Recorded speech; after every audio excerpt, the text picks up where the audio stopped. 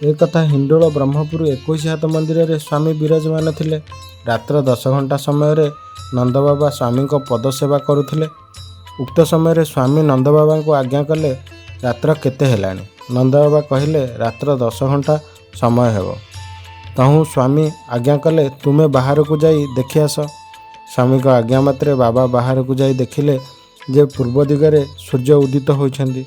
तापर आश्चर्यजनित होई स्वामी को जणाइले जे सूर्य उदय हेलेनी। यह देखि स्वामी आज्ञा कले, रात्र 10 घंटा समय तुमे सूर्य उदित हेले बोली किपरि कहुअछ? पुनर्बार जाइकी देख। बाबा बाहर को आसी देखिले जे आउ एक सूर्य उदित होई अछन्ति।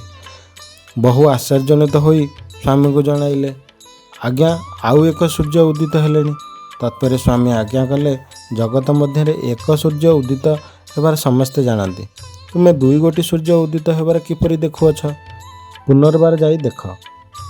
तहु बाबा आसी देखिले जे 3 गोटी सूर्य उदित होई अछन्ति। एहीपरि द्वादश बार द्वादश सूर्य उदित हेबा देखि स्थिर कले जे स्वामींकर ऐश्वरिक शक्ति बल मते एपरि दृश्य हैला। एही रूप भावी स्वामी को चरण रे शरण शरण बोली साष्टांग प्रणाम कले। स्वामी बाहर को विराजमान कले। स्वामी बाहर को विराजमान करते भक्त आश्चर्य विषय लुप्त हैला। सेतबेले को रात्र अर्ध होइअछि।